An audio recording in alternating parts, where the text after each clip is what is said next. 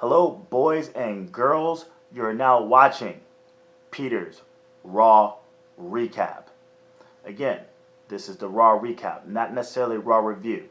The full Raw Review will be this Wednesday in audio format on the Peter and Jake Talks Wrestling Podcast, episode 41.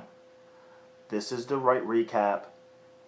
The full review with Jake will be up this Wednesday. So hit that little subscribe button right there. Also stop by pjtwcentral.com and you will get all the different ways you can actually consume the Peter and Jake Talks Wrestling Podcast, along with other shows like Peter Talks SmackDown, the New Day Podcast with me and Nathan Newman,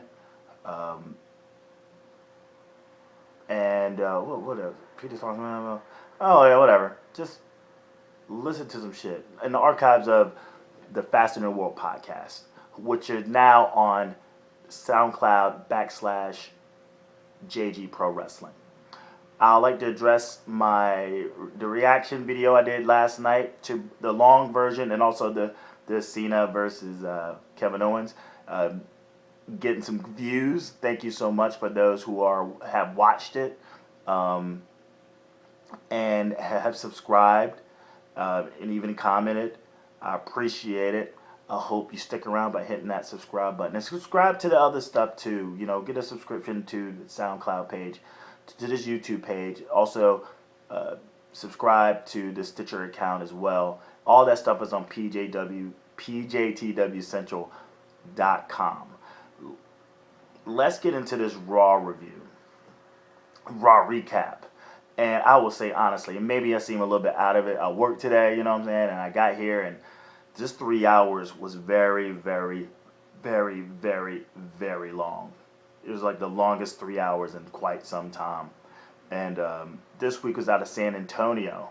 And it starts off with the Authority basically calling out Dean Ambrose to bring back the title. So, because if you don't remember, because WWE likes to think that we don't remember shit. That's later.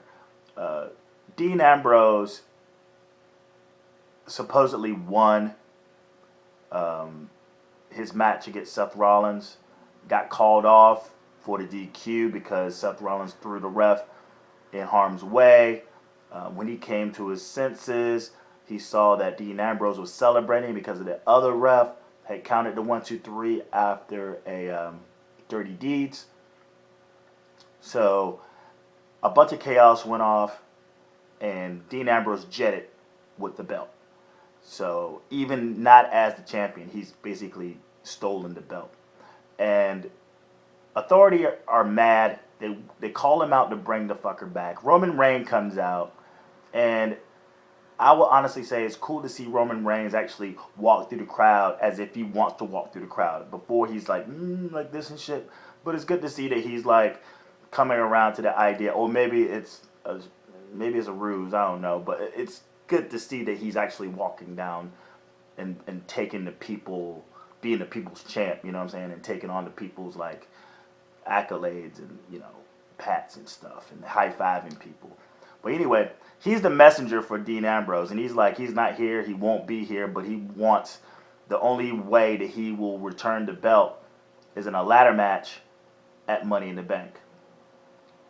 Triple H sees the anarchy in this, so he sort of punishes Roman Reigns by saying, hey, your eligibility in the Money in the Bank ladder match is up for grabs against the person that I'm going to actually find and bring out for you to fight. And the first person he brings out, and again, we're thinking this is one match, but later on we'll find out there's more. He brings out King Barrett, and he beats King Barrett with a spear. King Barrett. After he's walking backstage, he's tired, he's sweaty, he runs into Triple H, he runs into Stephanie, and it's like, oh, you think your night is done? Same stipulation. Your eligibility for Money in the Bank is still up for grabs, and you're going up against Mark Henry. I think Yeah. Triple H, somebody gonna get the wig split. No, I thought that was pretty funny. Um, the next match, or the what's next up is Nikki Bella with Byron Saxton, and Paige shows up to challenge Nikki for the belt. Nikki accepts, and she's like, hey, why not do this shit tonight? Ryback comes out, and he spits a super short and super babyface promo. We find out that he's actually putting his newly won IC belt, he won it in the Elimination Chamber, against The Miz. And all I'm thinking is, how the fuck did The Miz become like the number one contender for the IC belt? But we find out that this is only all a setup for the return of the Big Show. And he knocks Miz the fuck out, and he gets up in Ryback's face, and he's like, the only person that's winning that belt from you is me. And I guess this starts the Big Show feud. Kevin Owens, he comes out after his victory over John Cena.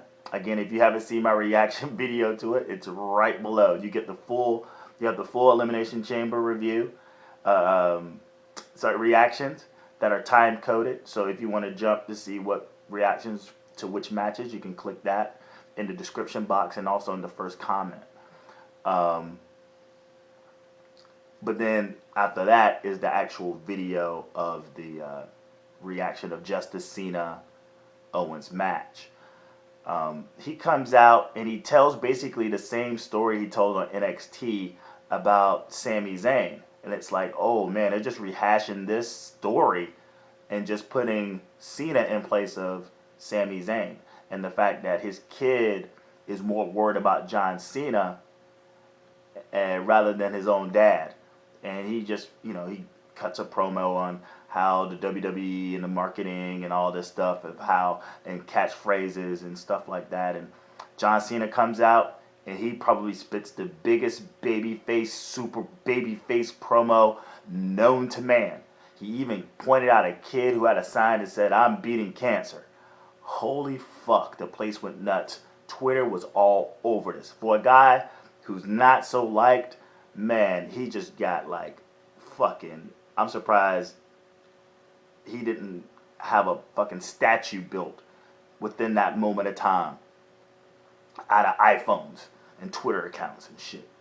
So they go back and forth, Cena and Owens, and it looks like they're about to get into a scuffle, but Owens just, he acts like he wants some, but he bolts, which is weird because all I could think is Cena's doing a whole lot of shit talking to a guy who lost clean, and Owens is coming off like a chicken shit, and he the one that won clean. I hope they clean that up soon.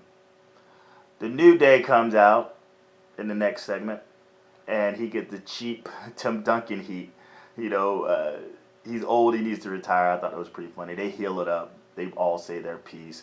They're fun. I'm glad they kept the belts, even though I had the Ascension winning. But they got a good thing going right now. We find out that Kofi Kingston will be facing Ziggler. Lana is with Ziggler, but she stays on the ramp. Ziggler wins with a roll-up and then gets jacked by Big E and Woods. Primetime Players come out for the save, which I guess Teddy Long showed up at some point and made this a 3-on-3 tag team match. The only thing that stands out about this, because it was a good match, the one thing that stands out the most in this match was Titus O'Neil. Hot tag. He fucking went bananas. And it just goes to show, man, I've always been a Titus O'Neil fan. They've booked him and packaged him in the most ridiculous, dumb ways. I hope that this return of the Primetime Players, we really get the focus on, say, the potential of either a baby face, what Ryback should be, or we can get another dominant heel. He can go either way. But right now, this baby face Titus O'Neil is really, really good.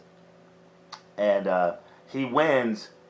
O'Neil gets the pin on Woods with the, I think it's called the pump handle slam.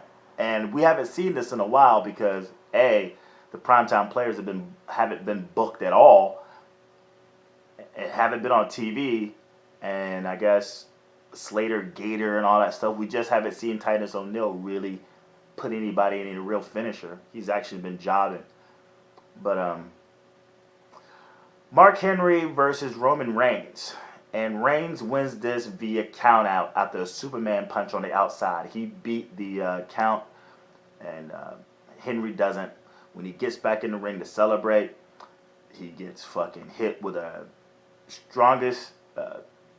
world's strongest slam, and then he's hit with a big splash, just laid to waste. Right? Reigns walks back to the backstage again. He runs into Triple H and Stephanie McMahon again.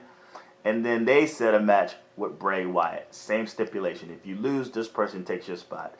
In the Money in the Bank ladder match. After that, we get the Paige versus Nikki.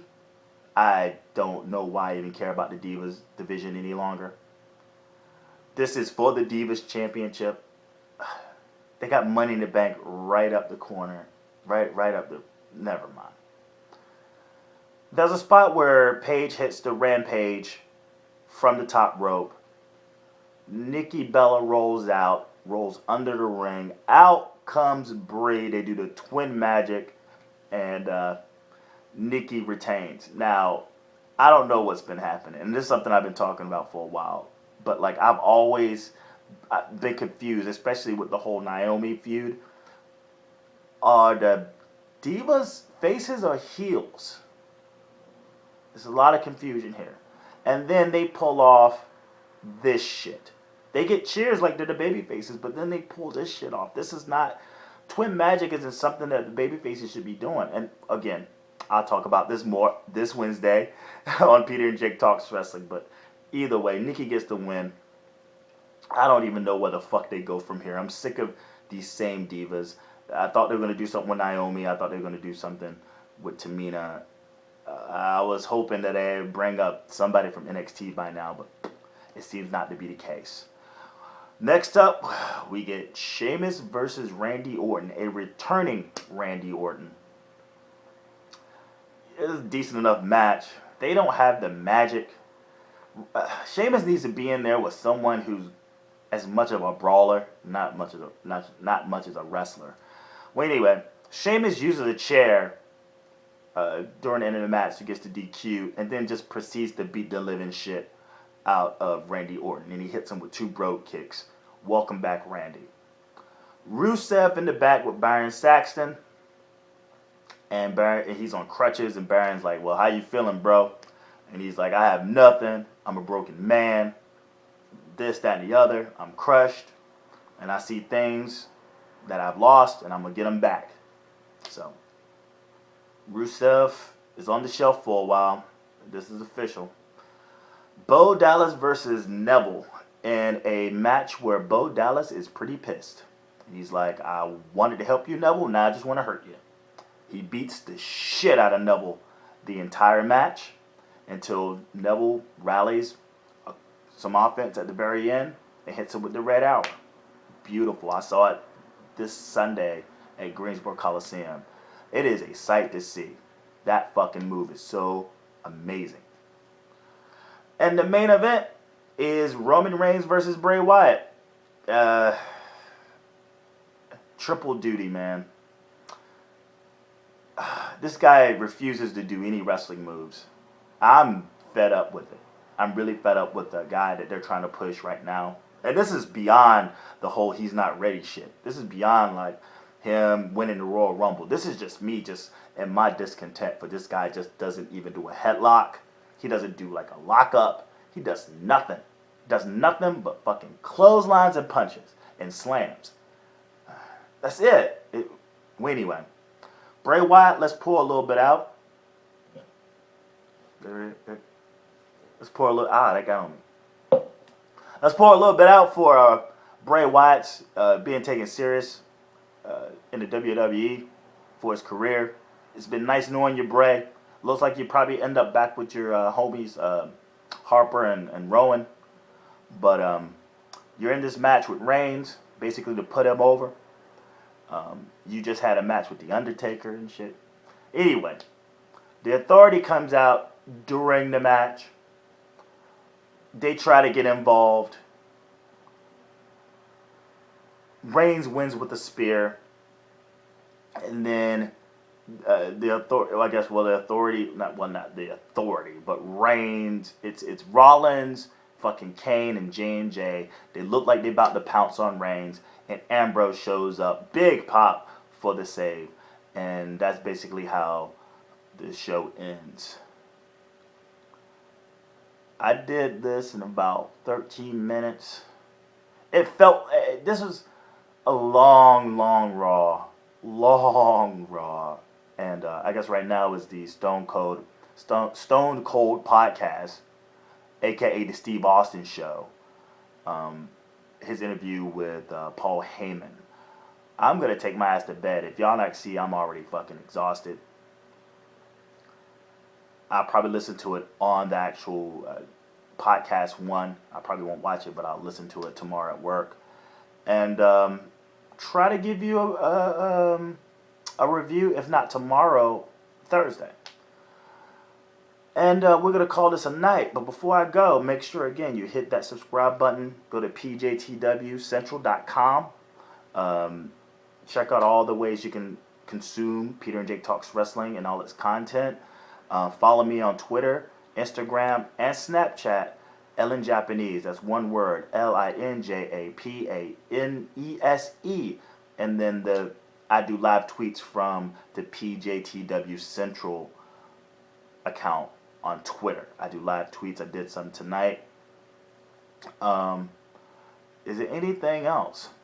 Nah, not really. So, everybody have a good night. I see you on Wednesday.